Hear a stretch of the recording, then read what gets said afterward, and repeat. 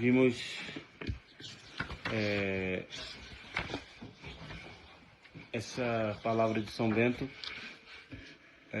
ouvir, a escuta filii, que é todos os preceitos do seu mestre e o que ele nos dá nessa regra, que é toda uma direção de santidade, de uma regra de santidade. Nós devemos seguir para sermos perfeitos, seguir o caminho que ele mesmo trilhou. E agora vamos vendo como fazer isso. Primeiramente, nessa conferência vamos ver pela adoção dos filhos. Nós recebemos primeiramente, vamos ver uma adoção por meio do batismo. Somos adotados para sermos filhos de Deus. Uma criança ou uma pessoa que não é batizada ainda não é um filho de Deus. E pelo batismo nós somos recebidos, adotados por Nosso Senhor, na família católica, por meio da graça. E também o monge, ele vai ser, digamos assim, adotado pelo mosteiro. É algo bem romano, porque na clericatura, quando um jovem recebe a clericatura, ele vai ser cortado os cabelos, que era o sinal que um romano fazia para adotar uma pessoa na sua família. Então a igreja adota aquela pessoa na sua família, na família clerical. E assim também o monge também será adotado no mosteiro. E vai dizer São Paulo: não recebestes o espírito de servidão e nem de temor, mas recebestes o espírito de adoção dos filhos, no qual clamamos Abba Pater. E a graça de uma adoção sobrenatural. O homem, por natureza, é criatura de Deus. Isso a gente nunca pode esquecer. Somos criaturas e, como criaturas, nós não somos independentes, somos dependentes. O Sr. Lefebvre sempre falava isso, eu sempre gostava de pregar sobre isso, que é dessa dependência que nós temos de Deus. Deus, sim, é um ser abalho, ele não depende de ninguém. Nós somos... Deus é um ser a ser por si mesmo, e nós somos um ser abalho, ou seja, por outro. Nós recebemos o ser por outro, que é por Deus. E assim nós temos essa dependência de Deus. E a graça também nos fará criatura, o homem criatura, e depois seremos filhos de Nosso Senhor. E essa filiação divina não é um direito da natureza. Isso também devemos ter bem presente. Não é devida à nossa natureza a graça. Por isso que a definição, como vamos ver, é um dom gratuito. É um dom que Nosso Senhor dá para quem Ele quiser. E aquele que Ele não quiser, Ele não dá. É um dom gratuito de Deus. Que a graça mesmo é um dom gratuito, sobrenatural, dado por Deus gratuitamente para nós, em ordem da vida eterna, para obter a vida eterna. É a participação real na vida de Deus. E esta dignidade sublime só é possível porque o Filho unigênito, Nosso Senhor Jesus Cristo, assumiu a nossa humanidade, para que, unidos a Ele, pudéssemos ser feitos filhos de Deus. Nosso Senhor se encarna, assume a natureza humana, sem deixar de ser Deus, sem deixar a natureza divina, e assim nós também podemos ser adotados por Deus, por meio da graça. E Dom Columba, é uma das coisas que Dom Columba sempre fala nos seus livros, essa adoção divina, essa regeneração pela graça, essa configuração com Nosso Senhor Jesus Cristo. Ele insiste que toda a vida cristã, e de modo mais perfeito ainda a vida monástica, consiste em viver como filhos amados do Pai. Não como servos temerosos apenas, um servo que tem medo que o seu senhor o mande embora, o castigue, mas somos filhos amorosos. Claro, vamos fazer as coisas direitas, mas não por temor ao castigo, mas sim porque nós não queremos contristar a esse pai tão amoroso. Então esse temor filial, que a igreja sempre pede que tenhamos, que é o mais perfeito. Quando nós estamos começando a nossa conversão, geralmente nós temos o temor servil, o medo dos castigos, o medo do castigo do inferno, dos castigos temporais por causa do pecado. Mas quando nós damos um passo a mais, temos esse temor filial, que nós não queremos contristar a Deus porque é um Pai amoroso, não queremos ofendê-lo com o nosso pecado. Não como servos temerosos apenas, mas como filhos que conhecem o coração do Pai e nele confiam. E São João, no espanto da fé, vai exclamar: vede que amor o Pai nos concedeu para que sejamos chamados filhos de Deus, e o sejamos de fato. Nunca a humanidade, antes de nosso Senhor Jesus Cristo, pensaria em algo assim. Ser filhos de Deus por meio da graça. Estar unidos a Deus. E nunca, é algo que só nosso Senhor Jesus Cristo veio trazer para nesta terra depois da redenção que Ele nos deu.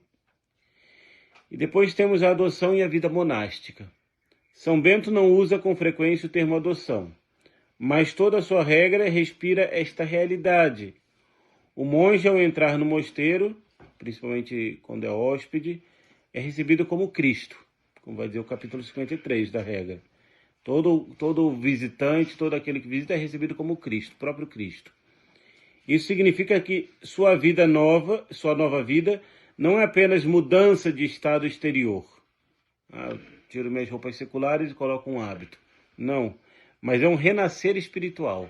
E isso é o ponto central que devemos chegar, que é o renascimento espiritual. Não podemos trazer para o claustro as mesmas coisas que nós tínhamos no mundo, só mudando um pouquinho o hábito, alguma outra característica. Não, tem que ter um renascimento, uma configuração com o nosso Senhor Jesus Cristo, uma mudança de vida. Por isso que se muda de nome, por isso que se morre para o mundo. A cor do hábito é negra, porque é uma cor de morte. Eu morri para o mundo e devo renascer para nosso Senhor. Ele vive sob a paternidade de Deus, representada visivelmente pelo abade, Christus Domini. O abade faz as vezes de Cristo, de Nosso Senhor. E Dom Columba vai comentar: a vida monástica é a vida batismal, levada até as últimas consequências. Ou seja, quando nossos padrinhos fizeram por nós as promessas do batismo, são essas promessas que nós devemos viver. Se nós vivêssemos elas, nós nunca pecaríamos. Essa renúncia a Satanás, todas as suas pompas, todas as suas glórias, nós não pecaríamos. Mas como nós não guardamos as nossas promessas batismais, nós pecamos.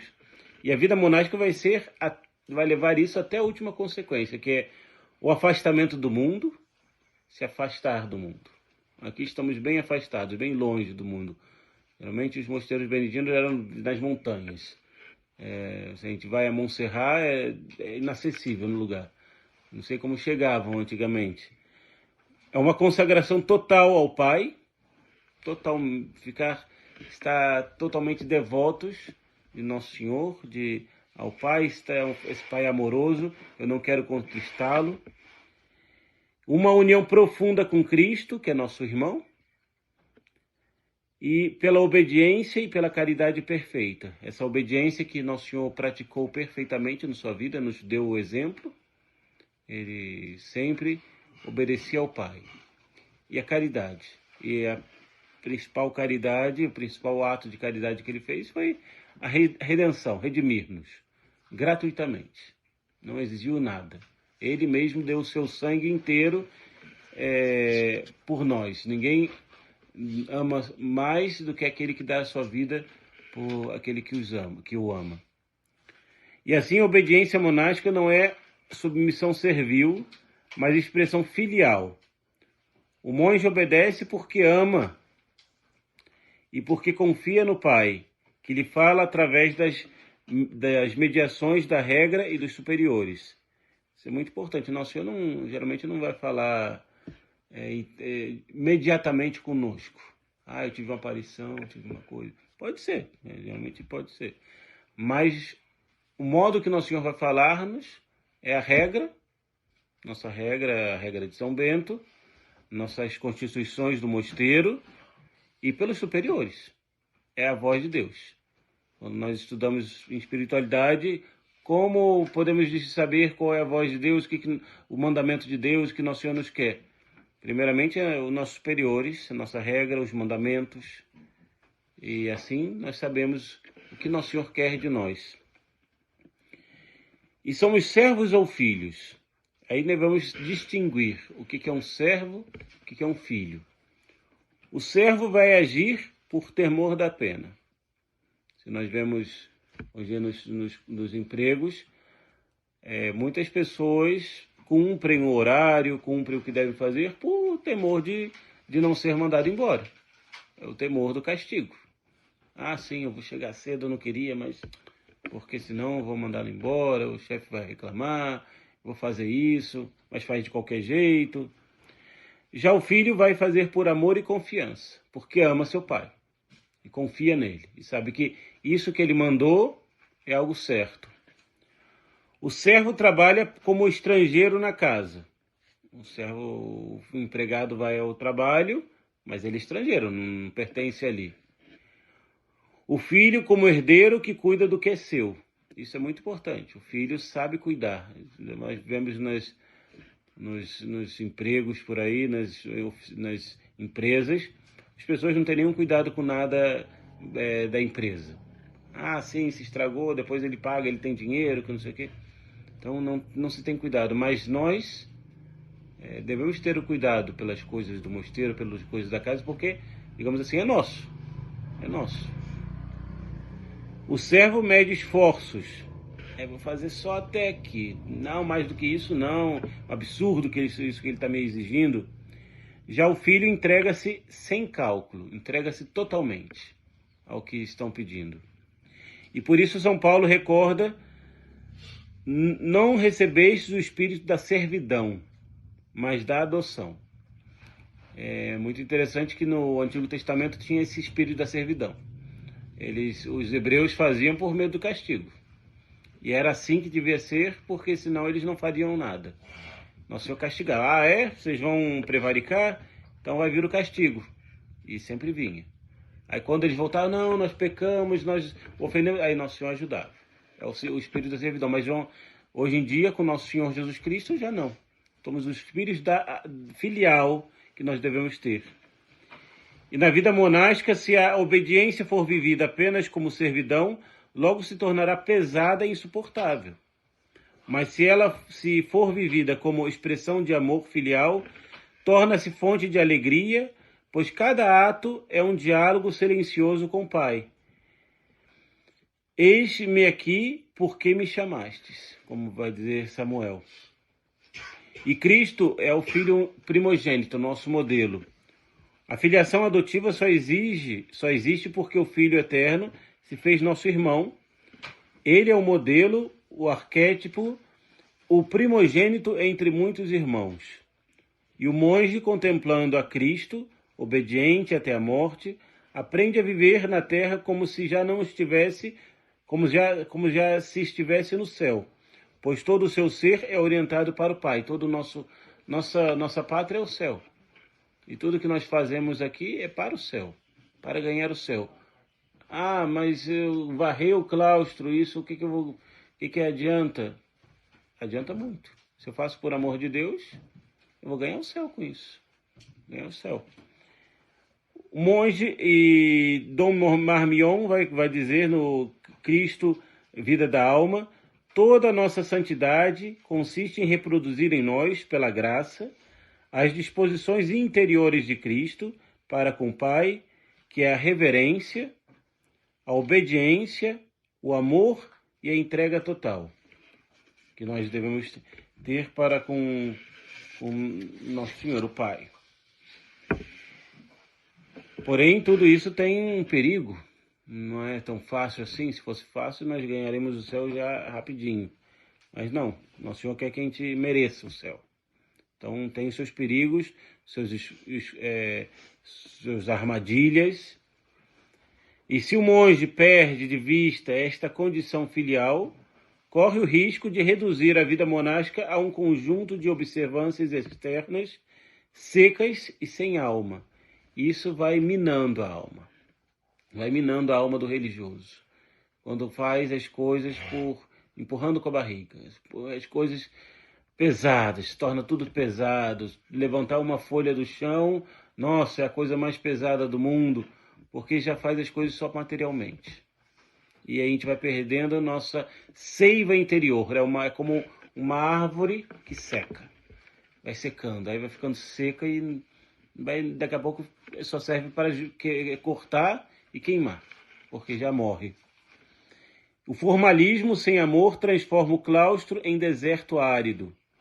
E a pior orfandade não é a da carne, mas a do espírito. Viver como se Deus fosse distante, como se fosse apenas juiz e não pai. E muitas vezes nós vivemos assim. Nosso Senhor que vai me julgar, é um juiz terrível. E a gente não vê com esse pai amoroso, como Santa Teresinha sempre via. Nessa pequena via, ela via a Deus como o pai, que nós devemos entregar-se totalmente a ele. É como uma criança que vai se jogar no colo do seu pai e não tem medo, ela confia. Sabe que seu pai vai cuidar dela. Assim também nós devemos ser. E São Bento, em sua sabedoria, insere a ternura paterna no próprio tecido da regra. Chama os monges de filhos e a si mesmo de pai amoroso. E essa atmosfera é necessária para que a vida comunitária seja reflexo da casa de Deus, onde tudo se faz para que todas as coisas se glorifiquem a Deus, para que Deus seja glorificado em todas as coisas. E a vida oculta do Filho de Deus, essa vida de Nazaré, que nós devemos imitar. Essa filiação divina é a vida escondida como a de Cristo em Nazaré. Exteriormente, a vida do monge pode se parecer comum. O trabalho manual que nós fazemos, a oração, a leitura, umas refeições frugais. Mas no íntimo, cada ato é oferecido ao Pai em união com o Filho. E digamos assim, essa vida que Nosso Senhor levava na casa de Nazaré. Trabalho, ele trabalhava com São José, ele ajudava Nossa Senhora no que tinha que ajudar, ele rezava, a Sagrada Família rezava, uma vida intensa de oração. A Sagrada Família conhecia bem a Sagrada Escritura, e tanto que Nossa Senhora sabia o que ia passar com Nosso Senhor. Todas as coisas. Sabia da paixão. As refeições eram frugais na Sagrada Família, não tinha luxo. Tudo muito simples. E tudo se oferecia a Deus ali. Então nós podemos fazer isso, oferecer a cada tarefa, cada coisa a Nosso Senhor. E como ensina o apóstolo, a vossa vida está escondida com Cristo em Deus. Para o mundo vai dizer, os monges, a vida religiosa é um bando de parasita, não fazem nada. Mas para Deus não é isso. Para Deus é uma vida muito fecunda. Muito fecunda. E assim Santa Teresinha pôde ser chamada a padroeira também das missões, sem nunca ter saído do claustro, porque ela rezava, oferecia tudo pelas missões, tudo pelos missionários. Cada trabalho ela oferecia. Então, devemos aprender a invocar frequentemente ao Pai, ter esse oferecimento, esse Pai amoroso, que é Nosso Senhor. Tudo que nós recebemos por Ele. Tudo que nós somos porque Deus teve misericórdia de nós e nos deu. Não temos nada que não tenhamos recebido, como vai dizer São Paulo. A única coisa que temos nossa é o pecado, dos quais não devemos orgulhar-nos para nada. Mas tudo de bom que nós temos vem de Deus. Também a obediência com alegria. Por mais que nos custe, não gostaria de fazer tal coisa, tal outra. Agora eu gostaria de estar lendo uma coisa que eu quero e me pedem. Aí obedecer com alegria. E essa prática da obediência com alegria vai moldando a nossa alma de uma coisa que no início é resignado, depois vai ser algo alegre, algo dado para Nosso Senhor. E também aceitar as provações como filhos amados, como lembrando, aquele que o Senhor ama, ele corrige. Então, Nosso Senhor nos corrige, e por isso que essa correção é sinal do amor de Deus.